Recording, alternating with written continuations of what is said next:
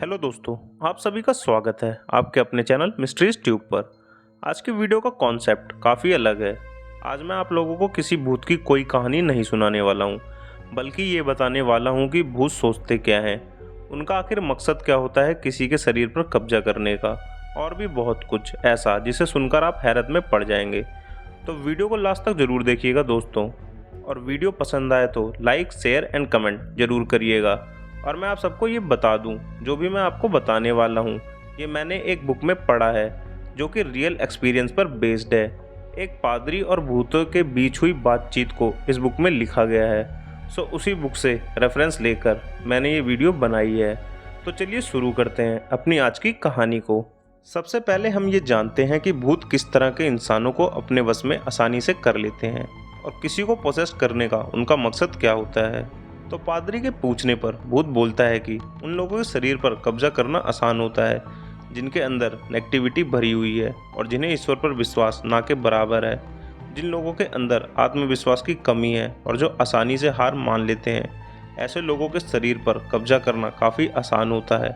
इसमें भी दो अलग केस हैं। पहला ये कि जो कम ताकतवर भूत होते हैं वो ऐसे लोगों को ढूंढते हैं जो काफ़ी कमज़ोर हैं। दूसरे केस में जो ताकतवर शैतान होते हैं वो ऐसे लोगों के शरीर पर कब्जा करते हैं जिन्हें ईश्वर पर विश्वास हो। इसके पीछे उनका मकसद ये होता है कि उन्हें किसी भी तरह से उस इंसान के दिल से ईश्वर के प्रति प्रेम को ख़त्म करना होता है। वो जिसके भी शरीर पर होते हैं उसे इतना कष्ट देते हैं कि उस इंसान का मरने का मन होने लगता है, उसे अपने आप से घृणा होने लगती है।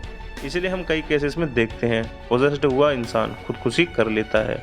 आगे पादरी हमें बताते हैं कि जब भी कोई इंसान पोजेस्ड होता है और हम उसे ठीक करने के लिए जाते हैं तो उसके अंदर बैठा भूत हर संभव प्रयास करता है कि हम जान ना पाएं कि वो इंसान पोसेस्ड है। कमज़ोर भूत प्रेत तो एक दो बार के ही प्रयास में बाहर आ जाते हैं, पर ताकतवर शैतान कई दिन और कुछ केसेस में तो महीने भर भी बाहर नहीं आते।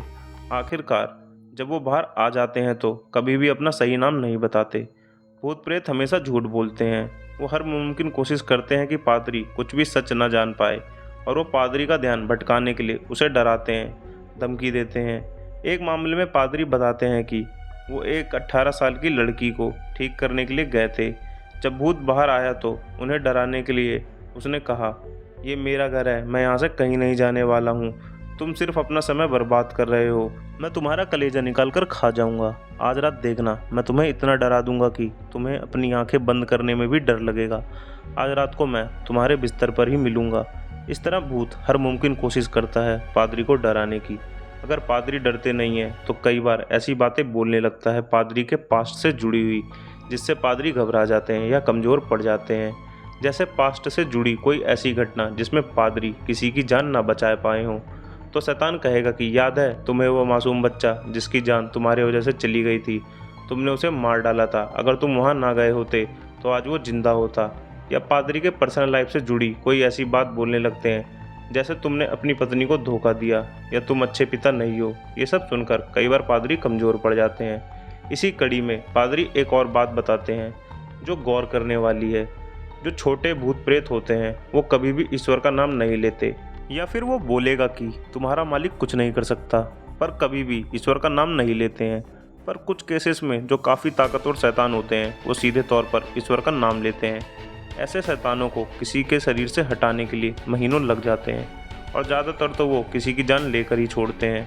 इसके आगे पादरी बताते हैं कि एक ही शैतान दो अलग इंसानों में हो सकता है।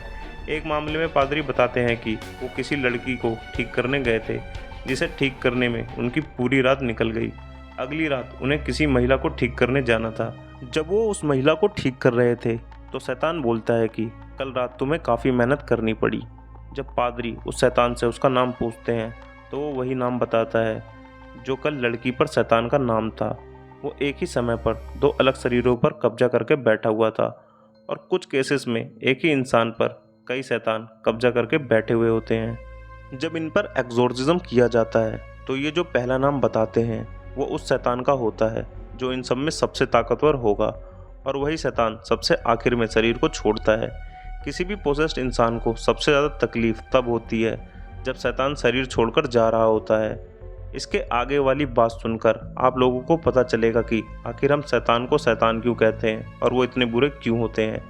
एक्सोर्सिज्म के दौरान पादरी जब शैतान पर होली वाटर डालते हैं तो बुरी तरह चिल्लाने लगते हैं, खुद पर उसे डालने से मना करते हैं, गिड़गिड़ाने लगते हैं। पादरी एक शैतान से कहते हैं कि तुम इस शरीर को छोड़कर नरक में वापस चले जाओ, वहाँ जाकर जल जाओ। तो शैतान बोलता है कि नरक में जलने से ज़्यादा तकलीफ़ हमें एक्सोर्सिज्म के दौरान होती है, इसलिए हम शरीर को छोड़ते हैं, क्योंकि इस शरीर में रहना नरक में रहने से ज़्यादा तकलीफ़ देता है।